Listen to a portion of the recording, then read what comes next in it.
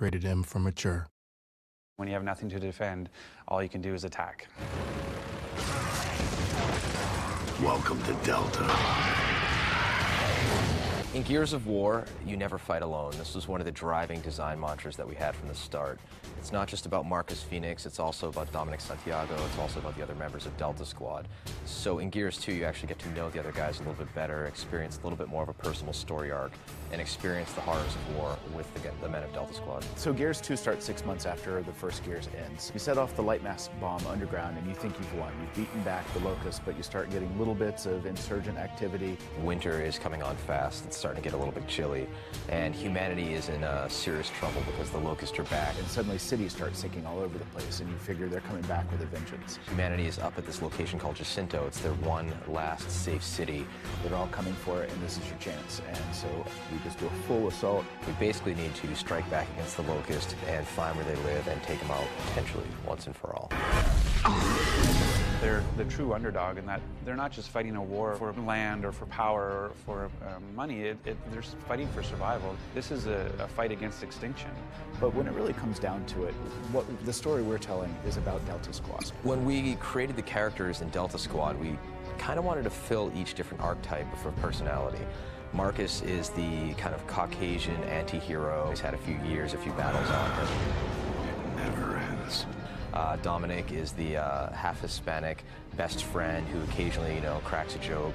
If Cole used to puke on a raven, he must be tagging the walls with chute right now. Baird is the cynical, angry white man mechanic type who really, believes he should be in charge, but his attitude is ultimately limiting him from getting that job. As Dom and I will continue on foot. What? But they're gonna die otherwise. And then Cole is the charismatic African-American athlete who is a tremendously wonderful soldier, always eager to lend a hand and, has become a fan favorite. Come on, man, let's go. Marcus Phoenix is an enigma wrapped in a riddle. I'm not sure if the game made Marcus cool or Marcus made the game cool, but he's just a guy who's stuck in the situation and he wants out of it. And the best way to get him to be able to go back to his regular life, if there even is a regular life anymore, is to beat the Locust back. Hang in there, Rook. We'll be there soon.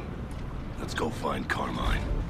Marcus is a good leader because he just knows what he's doing. He gets to the point. He's one of those people who he's a decision maker. He doesn't waffle. He's a guy who chose his family over his duty back in the day when he went out to help his father, Adam Phoenix. Dom looks up to Marcus, right? Baird's not a leader. He gets busted. He constantly gets promoted and gets busted down to private every single time for doing something stupid. And then, Gus love him to death, but he's not exactly the guy you want deciding where to go because it's always going to be into the middle of him, into the middle of him. One of the new Gears you get to meet in Gears 2 is Ty Caliso, who's a longtime friend of Marcus's. Yeah, they actually fought together in the Pendulum Wars. Ty, good to see you. We wanted to bring in a new, good, tough soldier, but we didn't want another over-the-top Gus or another taciturn Marcus. And, where do you go? Spiritual is what we thought. Someone who's fighting, it's something they believe in, and they believe sort of in, I won't say Bushido, but that art of the warrior and spirituality. Fate has thrown us together again, huh, Marcus? And it's just a kind of a different feel. We've really steered clear of religion in Gears. There's lots of statuary things that sort of imply a religion, but we've kind of avoided that. And so this is the first time we've maybe peeked a little bit in about what their beliefs are. Everything happens for a reason. Wait a minute. This doesn't mean we gotta fight in your army now, does it? I didn't say that, but you're not staying here. The Stranded to us are people who have chosen to stay and not to get caught up in sort of the cog way. However, after years of that lifestyle, it would probably get pretty exhausting, and there's a certain percentage of Stranded that are okay signing up for the cog. Dizzy's one of those characters that made that trade-off, and he's driving a giant truck for you in Gears 2. Hold them off, boys! Get your asses down there! When you're making a game or a universe like Gears and you have your primary character of Marcus, you have to be very careful with how much personality you put on him because the player is projecting himself onto that guy. If Marcus was looking for his wife, the player would be like, wait, why do I care about this woman? With Dom, we're able to play with these emotions a little bit more. When we wrote Dom, Dom is the voice of the player.